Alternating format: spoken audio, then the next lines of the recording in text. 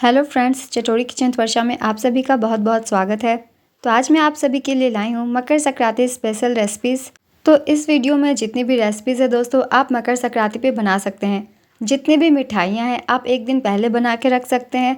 और लास्ट में बनती है खिचड़ी, तो आप मकर संक्रांति के दिन खिचड़ी बना सकते हैं। बहुत ही सिंपल रेसिपीज़ है। तो चलिए हम बनाना शुरू करते हैं गुड़ की मिठाइयाँ और खिचड़ी, जो कि मकर संक्रांति पे बनती ही है।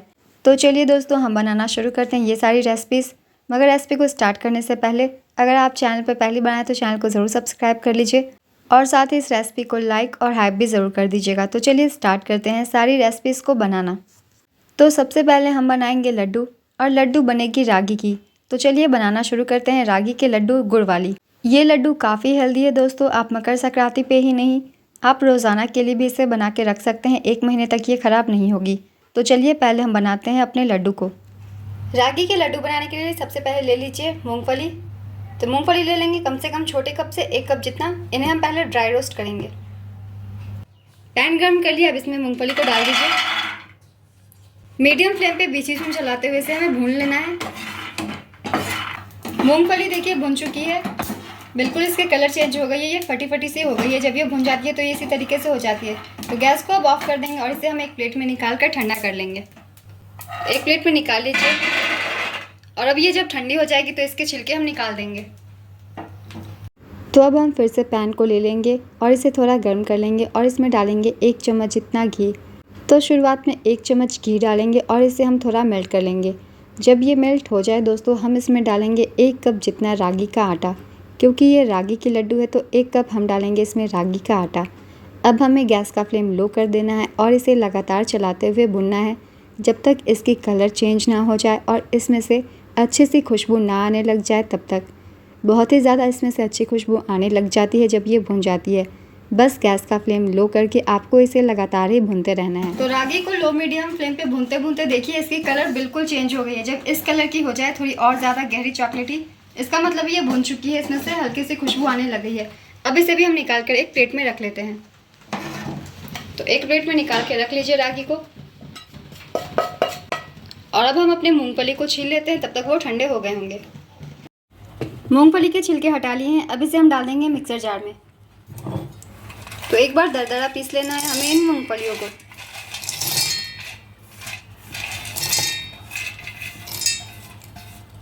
तो इसे हम दरदरा पीस लेते हैं। तो ये देखिए मूंगफली को भी हमने पीस लिया है। इस तरीके से दरदरी ही पीसनी है, फाइन पाउडर नहीं बनानी है। तो इस तरीके से पीस लीजिए। और अब हम ले लेंगे गुड़। गुड़ मैंने लिया है 1 कप। थोड़ी बहुत कम ज़्यादा मिठास आप अपने पसंद से कर सकते हैं, अंदाज़न ले ले। तो मैंने इसे क्रश कर लिया है। अब चलिए पहले इसे हम बॉईल करेंगे। गुड़ को मेल्ट करने के लिए हम उसी पैन का इस्तेमाल करेंगे जिसमें हमने आटे भुने थे। डाल दीजिए। गुड़ को पिघलाने से पहले इसे क्रश कर लीजिएगा, ये थोड़ी जल्दी पिघल जाएगी। और अब इसमें पानी डाल देंगे 3 से 4 चम्मच जितना, ज़्यादा नहीं। और अब हम इसमें डालेंगे 3 से 4 चम्मच जितना पानी। पानी डालने से ये बहुत ही जल्दी मेल्ट हो जाती है। गुड़ को हमें बहुत ज़्यादा पकाना नहीं है, वरना ये कड़क हो जाएंगे और लड्डू कड़क बन जाएगी। बस हमें गुड़ को मेल्ट करना है। तो बस इसे इस तरीके से हिलाते रहिए। तो लगातार चलाते हुए गुड़ को पका लेंगे। गुड़ को छोड़िएगा मत, वरना ये जल जाएगी। गुड़ में देखिए बॉयल आ गई है। अब इसे थोड़ा हमें और पकाना है, जब तक सभी गांठें जो खुल ना जाए गुड़ की, तब तक। थोड़ी सी चिपचिपी हम गुड़ को होने देंगे और थोड़ी चिपचिपी होने तक हम इसे पकाएंगे। गुड़ देखिए पक चुकी है हमारी, बिल्कुल गाढ़ी हो गई है, चिपचिपी हो गई है। आप हल्के हाथ से चेक कर सकते हैं, देखिए ये चिपक रही है। तो जब इस तरीके से ये चिपकने लग जाए तो इसका मतलब ये पक चुकी है। इसे हम बंद कर देंगे और इसे हम गुनगुना होने तक ठंडा कर लेंगे। उसके बाद हम लड्डू बनाना शुरू करेंगे। तो इसे इसी तरीके से छोड़ दीजिए, थोड़ा हम गुनगुना होने देते हैं। तब तक हम अपनी रागी में कुछ चीज़ें और ऐड कर देते हैं उसके टेस्ट को बढ़ाने के लिए। तो ये हमारी आटा भी बिल्कुल ठंडी हो गई है अच्छे से। अब इसकी टेस्टिंग बढ़ाने के लिए हम इसमें बाकी की सारी चीज़ें ऐड कर देते हैं। तो सबसे पहले हमने जो मूंगफली भून के रखा था, दरदरा पीस के इसे मिक्स कर देते हैं। आप मूंगफली की जगह सफ़ेद तिल भी ले सकते हैं, इसी तरीके से भून के और हल्की सी दरदरा पीस के। और इसमें हम डाल देंगे नारियल का बुरादा। अगर आपके पास हो तो डालिए, ना हो तो आप स्किप भी कर सकते हैं। 2 चम्मच जितना, टेस्ट बढ़ जाएगा इसलिए। 2 चम्मच जितना भर के हम इस्तेमाल करेंगे। और साथ ही इसमें डालेंगे इलायची पाउडर, या हरी इलायची हो तो उसे कूट लीजिएगा, छोटी चम्मच से 1 चम्मच जितना। और अब हम इसमें डालेंगे थोड़ी सी जायफल, क्रश करके डाल दीजिए।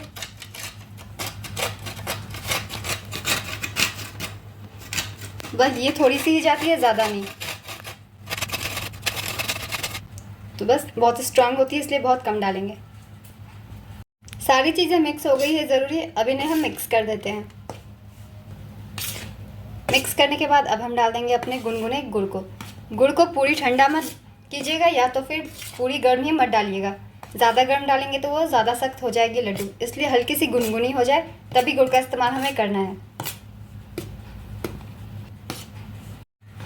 मिक्स कर लिया है सारी चीज़ें, अब इनमें हम डाल देंगे अपने गुड़ जो कि बिल्कुल गुनगुनी हो गई है।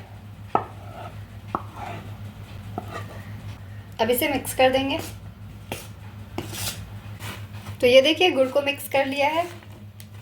अब इसमें डाल देंगे कुछ ड्राई फ्रूट्स, आपके पास जो भी हो डाल दें, अगर ना मन हो तो आप स्किप भी कर सकते हैं, ये बिल्कुल ऑप्शनल है। ड्राई फ्रूट्स डालने के बाद हल्का सा मिक्स कर दीजिए और अब हम अपने लड्डू को बांधना शुरू करेंगे। थोड़ी थोड़ी मिश्रण को हाथों में ले लीजिए और इसे हम बांध लेंगे। साइज छोटी बड़ी आप अपने पसंद के अनुसार कर सकते हैं।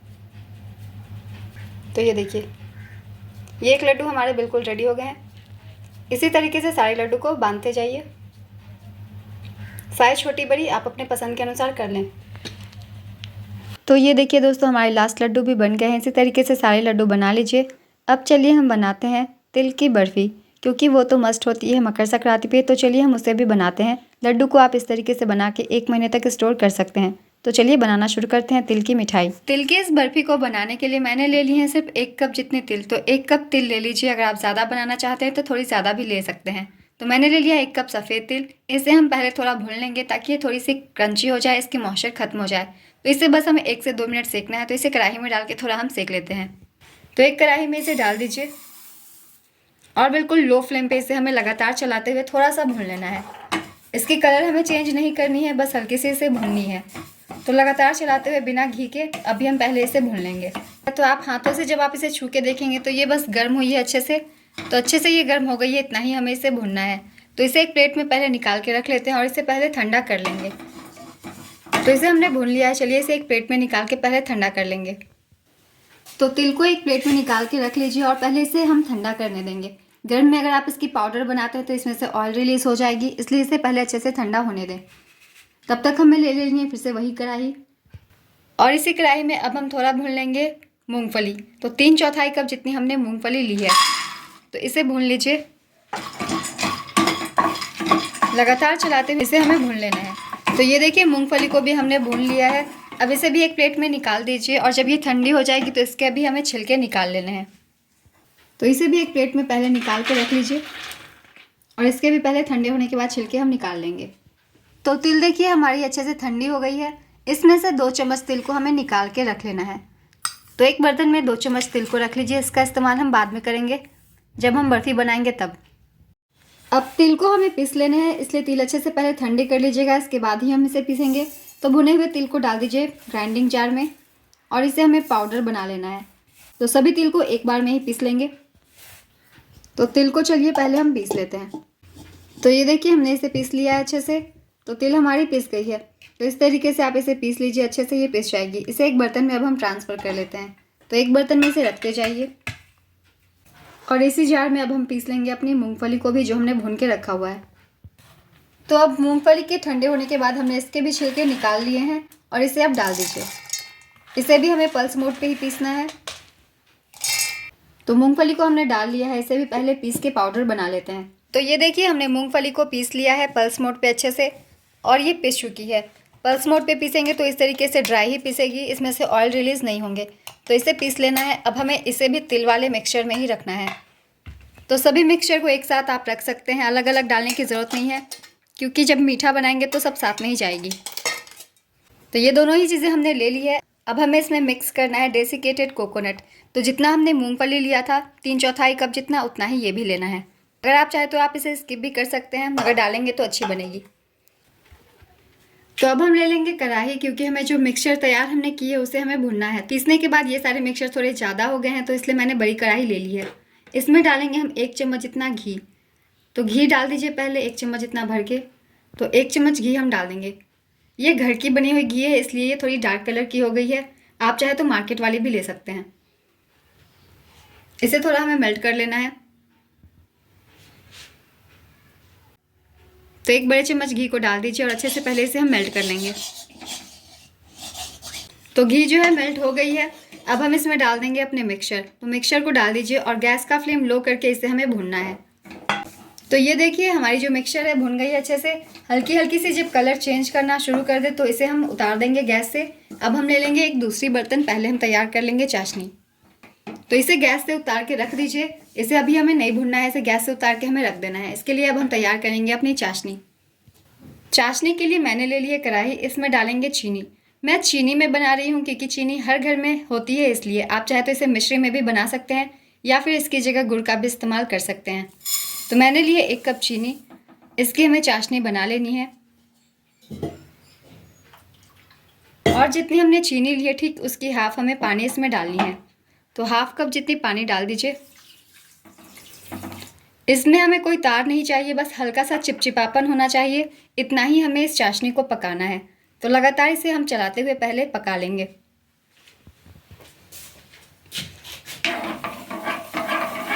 तो इसमें पहले बॉयल आने दीजिए।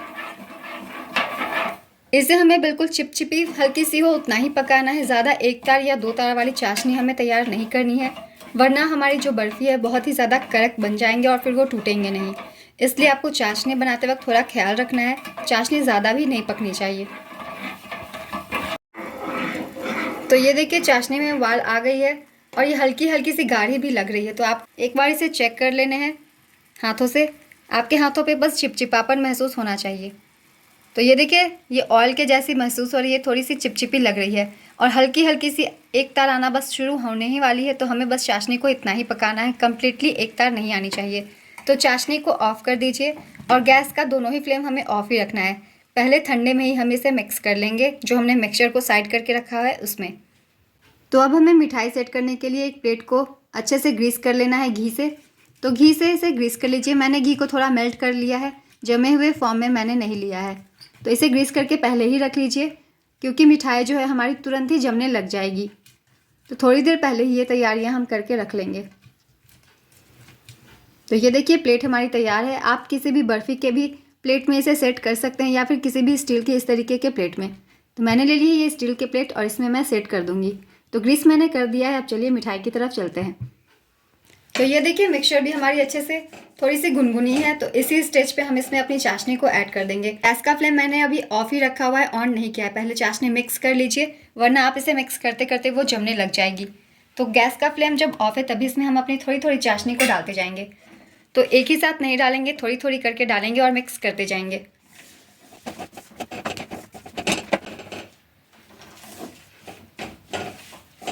तो मैंने सभी चाशनी को डाल दी है और गैस का फ्लेम मैंने लो करके ऑन कर दिया है। तो लो फ्लेम पे अब हमें इसे पकाना है और जब ये पक जाएगी तब हम इसे निकालेंगे। इससे पहले अब हम इसमें डाल देते हैं थोड़ी सी फ्लेवर के लिए इलायची का पाउडर। आप चाहे तो हरी इलायची भी कूट के डाल सकते हैं। तो ये मैंने डाल दिया, इसे मिक्स कर दीजिए। और जो हमने तिल निकाल के रखा था इस स्टेज पे हम इसमें डाल देंगे। तो इसमें डाल दीजिए, बीच बीच में आएगी बर्फ़ी के तो बहुत ही अच्छी लगेगी। और साथ ही मैंने थोड़ी सी तिल और बचा ली है, आधी छोटी चम्मच जितना। इसका यूज़ हम बाद में करेंगे। अब इसे हमें लगातार चलाते हुए पकाना है तब तक जब तक ये डो के फॉर्म में ना आ जाए तब तक। तो हमारी मिक्सचर देखिए अब गाढ़ी होने लग गई है। तो जब इस तरीके से ये गाढ़ी होने लग गई है तो इसे हमें सेट कर देना है। तो हमने जो प्लेट को ग्रीस करके रखा था उसी में हम इसे डायरेक्टली डाल देंगे। तो इसी प्लेट में आपको इसे डायरेक्टली डाल देना है। तो ये अपने आप ही फैल जाती है, आपको ज़्यादा मेहनत करने की ज़रूरत नहीं है। तो ये देखिए अच्छे से स्प्रेड हो गई है। तो इसे ऐसे ही छोड़ दीजिए, ज़्यादा इसे हमें छूना नहीं है, ये आराम से सेट हो जाते हैं। एक बार टैप कर दीजिए। इसके ऊपर थोड़े से बचे हुए जो हमने तिल रखे थे उसे डाल दीजिए। बहुत ही अच्छी लुक आएगी हमारी इस तिल बर्फ़ी की। और थोड़ी सी मैं इसमें इसके ऊपर डाल रही हूँ पम्पकिन सीड। आप यहाँ चाहे तो काजू बादाम भी थोड़ी सी क्रश करके डाल सकते हैं, मगर तिल की बर्फ़ी है इसलिए मैंने तिल से ही डेकोरेट की है और थोड़े से ये बीच में डाल दे रही हूँ। अब इसे हमें आधे से 1 घंटे तक छोड़ देना है, क्योंकि ठंड का सीज़न है तो ये काफ़ी जल्दी जम जाएगी। तो कम से कम आधे से 1 घंटे इसे रूम टेम्परेचर पे ही छोड़ दीजिए, ये आधे से 1 घंटे में जम जाती है। तो 2 घंटे हो गए हैं दोस्तों। मैंने इसे 2 घंटे तक रख दिया था आराम से सेट होने के लिए। फ्रिज में नहीं रखेंगे, बाहर ही रख देंगे। तो ये देखिए जब आप हाथ से इसे छूते हैं तो आपको बिल्कुल हाथ में ये नहीं लग रही होगी। इसका मतलब है ये अच्छे से सेट हो गई है। अगर आपके हाथ में लग रही है तो आप थोड़ी देर इसे और सेट होने दें। अब इसे काट लीजिए अपने मनपसंद शेप में। मैं इसे स्क्वायर्स में काट रही हूँ। तो इसे कट कर लीजिए पहले और प्लेट से निकाल लीजिए। प्लेट को पहले ही से हमने ग्रीस कर लिया था घी से, तो ये देखिए ये आसानी से निकल गई है, बहुत ही अच्छी पीस। तो इस तरीके से सारे पीस को निकाल लीजिए। एक मैं और आप सभी को निकाल के दिखाती हूँ, ये देखिए। तो आप सारी बर्फ़ी को इसी तरीके से निकाल के एक बर्तन में रख लीजिए और हमारी जो है तिल की बर्फ़ी बिल्कुल तैयार हो गई है। बहुत ही ज़्यादा टेस्टी ये बनी है। तो ये हमारी तिल की बर्फ़ी बन गई है दोस्तों। अब चलिए हम बनाते हैं गुड़ पाक, जो कि बनेगी गुड़ से, बहुत ही ज़्यादा हेल्दी और टेस्टी। गुड़ पाक को बनाने के लिए हम ले लेंगे सबसे पहले कढ़ाई और इसे थोड़ा गर्म कर लेंगे और ले लेंगे 1 कप जितनी चना। ये भुनी हुई चना है दोस्तों, जो कि आपको किसी भी स्टोर में मिल जाती है। इसे हम थोड़ा सा भून लेंगे ताकि इसकी जो मॉइस्चर है वो ख़त्म हो जाए और ये थोड़ी क्रंची हो जाए। बस 1 से 2 मिनट हमें इसे सेक लेना है, ज़्यादा भुनना नहीं है। और इसके छिलके पहले निकाल लीजिएगा। 1 से 2 बार रगड़ेंगे तो इसके छिलके निकाल लेंगे। तो इसे हमने सिर्फ गर्म किया है और ये गर्म हो गई है। फिर से चलते हैं उसी कढ़ाई की तरफ और हम ले लेंगे 3/4 कप जितनी डेसिकेटेड कोकोनट या फिर नारियल का बुरादा। इसे भी हमें थोड़ा गर्म कर लेना है। सारी चीज़ों को भुननी नहीं है, बस हल्का गर्म करना है। बस 1 से 2 मिनट सभी चीज़ों को हमें सेक लेना है ताकि इसकी मॉइस्चर खत्म हो जाए। तो ये भी हमने भून लिया है, इसे भी एक प्लेट में निकाल लेंगे। इन सभी चीज़ों को पहले हम ठंडा होने देंगे। तो एक प्लेट में निकाल के रख दीजिए और जब तक हमारे चने जो है वो ठंडे हो गए हैं, तो चलिए उसकी तरफ चलते हैं। तो हमें ले लेनी है दोस्तों एक ग्राइंडिंग जार और इसमें हम सबसे पहले डाल रहे हैं हरी इलायची। तो मैंने लिए है 3 हरी इलायची। आप चाहे तो यहाँ इलायची पाउडर का भी इस्तेमाल कर सकते हैं। साथ ही हम ले लेंगे 1 चम्मच खसखस या फिर पोस्तो या फिर पॉपी सीड्स, 1 चम्मच ले लीजिए। एक छोटा टुकड़ा दालचीनी का डालेंगे। 8 से 10 काली मिर्च डालेंगे। इन सभी चीज़ों को पहले हम दरदरा पीस लेंगे। आप चाहे तो इन सभी चीज़ों की पाउडर भी डाल सकते हैं। थोड़े से मसाले का फ्लेवर बहुत ही अच्छा आएगा गुड़ पाक में, इसलिए इस तरीके से पीस लीजिए। तो ये देखिए मसाले जो है दरदरे हो गए हैं। इसे अभी हमें निकालनी नहीं है क्योंकि ये अभी प्रॉपर पाउडर नहीं बने हैं। इसमें हम डालेंगे भुनी हुई मूंगफली ताकि साथ में ये अच्छे से पिस जाए। तो ये हमने 1 कप लिया है और इसे भून के छिलके इसके हमने निकाल दिए हैं। इसे भी इसी में डाल देंगे और इसे पीस लेंगे। पल्स मोड पे पीसेंगे क्योंकि इसमें से ऑयल रिलीज़ नहीं होनी चाहिए। तो अब जब हम इसे साथ में पीसेंगे तो बचे हुए मसाले भी अच्छे से पाउडर बन जाएगी और हमारे बादाम भी अच्छे से भुन जाएंगे। बादाम जो है अच्छे से ठंडी हो चुकी है, तभी हम इसे पीस रहे हैं। तो इसे भूनकर 1 कप ले लीजिए, बहुत ही अच्छी गुड़ पाक बनेगी। तो इसे भी पहले हम पीस लेते हैं। तो ये देखिए हमने इसकी पाउडर बना ली है। सभी चीज़ों की पाउडर अच्छे से बन गई है। जैसा कि आप देख सकते हैं ऑयल बिल्कुल भी रिलीज़ नहीं हुई है। तो मूंगफली को इसी तरीके से पहले हमें पीस लेने हैं। आप यहाँ मूंगफली की जगह काजू बादाम भी भून के ले सकते हैं, मगर ये बिल्कुल बजट में है, हर घर में होती है, इसलिए हम मूंगफली का ही इस्तेमाल कर लेंगे। तो मूंगफली को एक बर्तन में ट्रांसफ़र कर दीजिए। अब हम ले लेंगे अपने चने, जो हमने भून करके रखा हुआ था। ये अच्छे से ठंडी हो गई है, तो इसके हमें पाउडर बना लेनी है। यहाँ मैं आपको बताना चाहूँगी, अगर आप ये चने नहीं लेना चाहते तो आप इसकी जगह सत्तू भी ले सकते हैं, क्योंकि वो भी भुने हुए चने की ही बनती है। तो ये देखिए हमने ले ली है चने को और पाउडर बना लिया है। इसे भी हम बादाम में ही मिक्स कर देंगे, क्योंकि ये सारे मिक्सचर का यूज़ एक ही साथ अब हमें करना है। तो इसी के ऊपर डाल दीजिए इस भुने हुए चने को भी। तो हमारी जो मिक्सचर है रेडी हो गई है गुड़ पाक बनाने के लिए। सभी चीज़ों की तैयारी आप पहले ही कर लीजिएगा, बनाने में ये आसान हो जाएगी। तो कढ़ाई को मैंने ले लिया है और इसे थोड़ा गर्म कर लिया है। तो फिर से मैंने लिया है उसी कढ़ाई को। अब हम इसमें डालेंगे गुड़। गुड़ मैंने ली है 350 ग्राम जितनी। इसे डाल दीजिए। आप चाहे तो इसे क्रश करके भी डाल सकते हैं, ऐसे भी अगर डालते हैं तो ये जल्दी ही मेल्ट हो जाती है। तो इसमें मैं डाल रही हूँ 2 चम्मच जितनी पानी, ताकि ये थोड़ी जल्दी मेल्ट हो जाए। तो आप चाहे तो क्रश करके डालेंगे तो ये जल्दी मेल्ट हो जाएगी, और ऐसे भी 2 चम्मच पानी डालने से ये थोड़ी जल्दी मेल्ट हो जाती है। तो इसे मेल्ट कर लीजिए। इसे इस तरीके से थोड़ा सा हिला डुला दीजिए ताकि ये थोड़ी जल्दी हो जाएगी मेल्ट। तो ये देखिए बस मैंने 2 से 3 मिनट पकाया है और गुड़ जो है मेल्ट हो गई है। तो गुड़ को हमने दोस्तों मेल्ट कर लिया है, मगर ये थोड़ी गाढ़ी है, ज़्यादा पतली हमें नहीं इसकी चाशनी तैयार करनी है। तो जब ये मेल्ट हो गई है, इस स्टेज पे हम इसमें डालेंगे थोड़ी सी जायफल। जायफल आधी छोटी चम्मच जितनी, इसे क्रश करके डाल दीजिए। तो बहुत ज़्यादा मत डालिएगा क्योंकि ये काफ़ी स्ट्रांग होती है, बस थोड़ी सी हमें डालनी है। तो क्रश करके मैंने बस डाल दिया है। 1 टीस्पून से भी कम हमें डालनी है जायफल। अब हम इसमें डालेंगे 1 चम्मच जितनी घी। 1 चम्मच घी से आपकी गुड़ पाक आपस में चिपकेंगे नहीं, आराम से कट जाएंगे, और जब आप इसे खाएंगे तो दांतों में भी ये नहीं लगेंगे। हमें इसकी चाशनी नहीं बनानी है दोस्तों, एकदम हमें कुरकुरा गुड़ को नहीं पकाना है। तो बस सारी चीज़ें जैसे जैसे मिक्स होती जाएगी हम सामानों को ऐड करते जाएंगे। तो सभी चीज़ों को हमने डाल दिया है। अब हम इस मिक्सचर को डाल देंगे जो हमने चने को और बादाम को पीस के रखा था, और अब हमें इसे लगातार ही चलाते रहना है। डेसिकेटेड कोकोनट भी डाल दीजिए जो हमने पहले ही गर्म करके रखा था इस स्टेज पे। अब इसे हमें लगातार ही चलाते हुए रहना है, छोड़िएगा मत, वरना ये सतह पे बैठ जाएगी और सारी चीज़ें जल जाएगी। लगातार ही चलाते हुए इसे हमें पकाना है। तो ये देखिए धीरे धीरे ये चीज़ें मिक्स होती जाएंगी और ये देखिए ये अच्छे से मिक्स हो गई है और इसकी कंसिस्टेंसी देखिए इसी तरीके से है, ना ज़्यादा बहुत ज़्यादा गीली है और ना ही ज़्यादा थिक हुई है। तो ये इस स्टेज पे रिबन कंसिस्टेंसी की होती है। जब आप इसे ऊपर से गिराएंगे तो ये रिबन के जैसी बनेगी। तो हमारी मिक्सचर दोस्तों बिल्कुल हो गई है तैयार। प्लेट को मैंने पहले ही घी से ग्रीस कर लिया था। अब इसमें गर्मा गर्म ही डाल दीजिए। तो मिक्सचर को हमने गर्मा गर्म ही प्लेट में डाल दिया है दोस्तों। अब इसे आपको बस हल्के हल्के हाथों से सेट करना है। जब ये गर्म हो तभी सेट कर दीजिएगा, वरना ये ऐसे ही जम जाएगी। तो ये देखिए दोस्तों मैंने इसे सेट कर दिया है हाफ में। इसके ऊपर से थोड़ी सी ड्राई फ्रूट्स के कतरन मैं डाल दे रही हूँ। आप चाहे तो इसे सिंपल भी रख सकते हैं या इसके ऊपर थोड़ी सी भुने हुए तिल डाल सकते हैं, या फिर आपको जो भी पसंद हो डाल सकते हैं। तो इसे इस तरीके से एक चम्मच से दबा दीजिए ताकि ड्राई फ्रूट्स जो है अंदर तक सेट हो जाए। और ड्राई फ्रूट्स को हमने सेट कर दिए हैं दोस्तों। अब इसे रूम टेम्परेचर पे ही छोड़ दीजिए आधे घंटे तक। आधे घंटे में ये सेट हो जाएगी। तो हम मिलते हैं आधे घंटे के बाद। तो आधा घंटा हो गया है दोस्तों। चलिए एक बार चेक कर लेते हैं हम अपने गुरपा को। तो आधे घंटे के बाद दोस्तों ये लगभग सेट हो गई है। अगर आपको पता ना चल रहा तो आप इसे हाथ से छू के देखिए, ये आपके हाथों में बिल्कुल भी नहीं चिपकेगी या फिर चिपचिपी नहीं लगेगी। तो जब ऐसा लगे तो इसे हमें कट कर लेने हैं। एक चाकू की सहायता से स्क्वायर्स में आप काट दीजिए। आप इसे चाहे तो डायमंड शेप में भी काट सकते हैं। बहुत ही आसानी से ये कट जा रही है। जैसा कि आप देख रहे हैं इसने अपने आप ही प्लेट को भी छोड़ दिया है। और बिल्कुल मकर संक्रांति पे आप इसे बना सकते हैं क्योंकि गुड़ के ही मिठाई ज़्यादातर बनते हैं। तो ये देखिए मैंने इसे कट कर लिया है स्क्वायर शेप में, और आप इसे प्लेट में निकाल के दूसरे बर्तन में रख सकते हैं।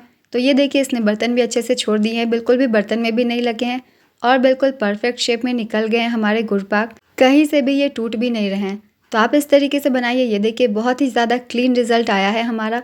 तो इस रेसिपी से ज़रूर आप बनाइए और ये गुड़ पाक अपने मकर संक्रांति पे ज़रूर बनाइए। देखिए मैं आपको तोड़ के एक दिखाती हूँ इसके अंदर का टेक्सचर। ये गुड़ पाक ज़्यादा हार्ड नहीं होती है, ये आराम से टूट जाती है इस तरीके से, हल्की सी दरदरी ही होती है ये इस तरीके से। तो इस रेसिपी में हमें गुड़ को ज़्यादा नहीं पकाना है क्योंकि ये ज़्यादा क्रंची नहीं होते हैं। तो इस रेसिपी को इस मकर संक्रांति पे आप ज़रूर ट्राई कीजिए। चलिए अब अगली रेसिपी की तरफ चलते हैं जो कि है हमारी खिचड़ी। तो खिचड़ी बनाने के लिए दोस्तों हम ले लेंगे एक बर्तन और इसमें डालेंगे सबसे पहले चावल। तो ये मैंने लिए 1 कटोरी चावल। तो ये चावल को डाल दीजिए और हम इसमें ले लेंगे मूंग की दाल। मूंग की दाल की जगह आप अरहर की दाल भी ले सकते हैं। और दाल की क्वांटिटी मैंने ली है जितनी चावल ली थी ठीक उसकी हाफ। तो ये मूंग की दाल ले लीजिए। तो 1 कटोरे चावल के लिए मैंने ले लिए हाफ मूंग की दाल और इन दोनों को हमें मिक्स कर देना है। इससे पहले हम अच्छे से वॉश कर देंगे। तो दाल और चावल को 1 से 2 बार अच्छे से वॉश कर लीजिए। इसके स्टार्च को हमें हटा देने हैं और इसे वॉश करके रख लीजिए। फिर हम बनाना शुरू करेंगे अपनी खिचड़ी। तो चलिए बनाना शुरू करते हैं वेज खिचड़ी। तो खिचड़ी मैं बना रही हूँ बिना लहसुन और प्याज वाली। तो ये मैंने ले लिया है एक बड़ा सा बर्तन और इसे गैस पे चढ़ा दिया है। गैस का फ्लेम लो मैंने किया है। तो बर्तन गर्म हो गई है, इसमें हम डालेंगे तेल। 2 से 3 चम्मच ऑयल डाल दीजिए। आप यहाँ घी में भी बना सकते हैं। आधी छोटी चम्मच डालेंगे काली राई और इसे थोड़ा चटका लेंगे। साथ ही डालेंगे करी पत्ता कुछ। बिना लहसुन प्याज वाली खिचड़ी है इसलिए इन चीज़ों को डालेंगे, काफ़ी अच्छा टेस्ट आएगा। साथ ही 2 तेज़पत्ता डाल दीजिए और इन मसालों को बस हमें 10 सेकंड तक चटका लेने हैं। तो मसाले देखिए अच्छे से भुन गई है। अब इसमें हम सब्जियां डालेंगे। तो इसमें हम डाल देते हैं सबसे पहले आलू। मैंने 2 आलू को छील के छोटे टुकड़ों में काट लिया है।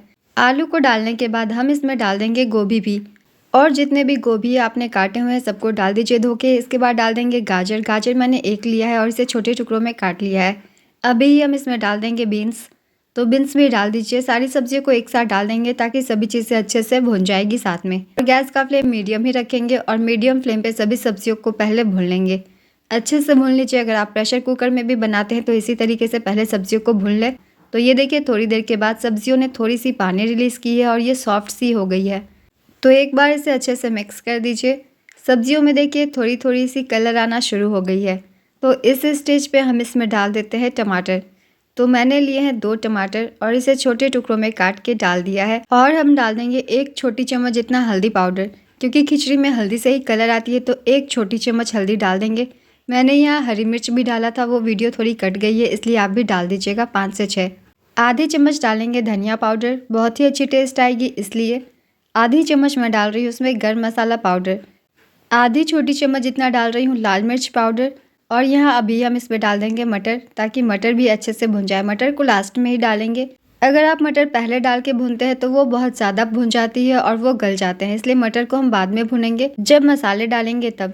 तो सब्जियों को हमें बस 5 से 7 मिनट और भून लेने हैं ताकि सब्जियां और मसाले अच्छे से भुन जाए। तो ये देखिए दोस्तों, मैंने इसे 5 से 6 मिनट भुना है। सब्जियां देखिए कम हो गई है और अच्छे से खुशबू आने लग गई है मसालों से भी, मतलब ये सब्जियां और मसाले जो है बहुत ही अच्छे से भुन गए हैं। अब हम इसमें डाल देते हैं अपने चावल और दाल जो हमने धो करके पहले ही रखा हुआ था। आप चाहे तो इसमें लहसुन और प्याज भी डाल सकते हैं अगर आप लहसुन प्याज वाली खिचड़ी बनाना चाहते हैं। चावल और दाल को डालने के बाद बस 2 से 3 मिनट ही हमें इसे और मिक्स करके भून देना है, थोड़ी सी टेस्ट अच्छी आ जाएगी इसलिए। तो बीच बीच में चलाते हुए इसे 2 से 3 मिनट हम भून लेंगे, काफ़ी अच्छा टेस्ट आ जाएगा हमारी खिचड़ी का। तो एक बार इसे आप इस तरीके से ज़रूर बना के देखिए। तो 2 से 3 मिनट इसे भून दीजिए। तो 2 से 3 मिनट देखिए दोस्तों, मैंने इसे भुना है। चावल में से जो मॉइस्चर थी वो ख़त्म हो गई है, ये देखिए बिल्कुल ड्राई से चावल हो जाते हैं। आपको जब लगेगा ये सतह पर चिपकने लग गए हैं, मतलब ये भुन गए, हमें उतना ही इसे भुनना है। यहाँ आप चाहे तो पहले से गर्म की हुई पानी भी डाल सकते हैं, खिचड़ी थोड़ी ज़्यादा जल्दी बन जाएगी।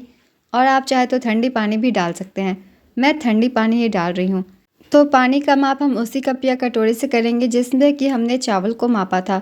तो मैंने लिया था 1 कटोरी जितना चावल इस कटोरी से, तो इसी से मैं पानी डालूँगी। तो 1 कप चावल की खिचड़ी के लिए मैं इसमें डालूँगी 4 कटोरी जितनी पानी। तो 4 कटोरी जितनी पानी डाल दीजिए दोस्तों। अगर आप पतली खिचड़ी चाहते हैं तो 1 कटोरी पानी बढ़ा भी सकते हैं, और अगर आपकी चावल बहुत कम पानी में पक जाती है तो आप आधी कटोरी पानी को कम भी कर सकते हैं। तो ये मैंने 4 कटोरी जितनी पानी डाल दी है दोस्तों, और इतने में हमारी खिचड़ी बन जाएगी। इसमें अभी देखिए हमने नमक को नहीं डाला हुआ है, तो अब हम इसमें डाल देंगे नमक पूरे खिचड़ी के अंदाज से अभी ही। तो खिचड़ी के अनुसार नमक डाल दीजिए टेस्ट के अकॉर्डिंग। पहले अगर डालते तो पहले अंदाज़ा नहीं मिल पाता है। तो नमक को हमने डाल दिया है स्वाद अनुसार। अब हमें खिचड़ी को पका लेना है। थोड़ी देर के बाद देखिए दोस्तों, 10 से 15 मिनट के बाद खिचड़ी में जो है बॉयल आ गई है। तो खिचड़ी अब बहुत जल्दी बनने ही वाली है दोस्तों। तो देखिए ये चावल खिले खिले से थोड़े से हो गए हैं, मगर ये अभी पके नहीं है। तो इसे फिर से एक बार मिक्स कर दीजिए और इसके ऊपर फिर से लेड लगा के हम इसे पका लेंगे। 15 मिनट हो गए हैं दोस्तों। तो चलिए एक बार फिर से हम खिचड़ी को चेक कर लेते हैं। और ये देखिए ये अब गाढ़ी भी हो गई है। तो ऐसी खिचड़ी बहुत ही अच्छी लगती है। तो खिचड़ी हो गई है दोस्तों हमारी तैयार। इसे ढक के रख दीजिए। अब इसमें हम लगाएंगे तड़का। तड़का लगाने के लिए एक फ्राइंग पैन ले लीजिए और इसमें हम डालेंगे घी। आप यहाँ चाहे तो फिर से ऑयल का इस्तेमाल कर सकते हैं, मगर घी में बहुत ही अच्छी तड़का लगेगी, इसलिए मैंने डाला है 1 चम्मच जितना इसमें घी। इसमें डालेंगे लाल मिर्च और इस लाल मिर्च को हम थोड़ा चटका लेंगे। अब हम इसमें डाल देंगे जीरा और इसे हम चटका लेंगे। हमारी तड़का देखिए ऑलमोस्ट तैयार हो गई है। तो बस हमें इतना ही पकाना है, वरना सभी चीज़ों की टेस्ट चल जाएगी। तो अब इस स्टेज पे हम गैस को करेंगे ऑफ और इसमें डालेंगे कश्मीरी लाल मिर्च आधी छोटी चम्मच जितना। और अब इस तड़के को हमें थोड़ी सी मुँह खोल के इसके अंदर डाल देनी है, क्योंकि स्प्लिट होती है। तो मैंने इसे डाल दिया है और इसे डालने के बाद तुरंत ही इसके ढक्कन को लगा दीजिए ताकि छौंका जो है अंदर ही में लगे। तो थोड़ी देर के बाद देखिए हम इसे खोल के देख रहे हैं तो बहुत ही अच्छी तड़का लग गई है हमारी खिचड़ी में। और इसे इस तरीके से थोड़ा मिक्स कर दीजिए ताकि सारी तड़का इसी में ही रहे। अब हम इसमें डाल देते हैं हरा धनिया। तो हमारी खिचड़ी दोस्तों हो गई है बिल्कुल तैयार, गर्मा गर्म। मकर संक्रांति पे खिचड़ी भी बनती है, इसलिए मैंने इस तरीके की खिचड़ी बनाई है जो कि बहुत जल्दी बन जाएगी बिना लहसुन और प्याज वाली। आप इसमें लहसुन और प्याज भी डाल सकते हैं, काफ़ी अच्छी टेस्ट आएगी। तो बस हमारी खिचड़ी भी हो गई है दोस्तों तैयार। तो ये देखिए बहुत ही ज़्यादा टेस्टी ये बनी है, बहुत जल्दी भी बन गई है। तो मकर संक्रांति पे आप इन सभी रेसिपीज़ को ज़रूर ट्राई कीजिए, सभी को ये बहुत ही ज़्यादा पसंद आएगी, चाहे आपके फैमिली हो या मेहमान। तो इस मकर संक्रांति को आप सब इन सभी रेसिपीज़ को ज़रूर ट्राई कीजिए दोस्तों, और मुझे कमेंट करके ज़रूर बताइएगा आप सभी को ये कैसी लगी है। और ये सभी रेसिपीज़ आप सभी को अच्छी लगी हो दोस्तों तो इस वीडियो को लाइक ज़रूर कर दें और साथ ही से हाइप भी ज़रूर कर दें। अपने फैमिली और फ्रेंड्स के साथ भी इसे शेयर करें। तो फिर मिलते हैं अगली नई रेसिपी के साथ। आप सभी को मकर संक्रांति की ढेरों शुभकामनाएं।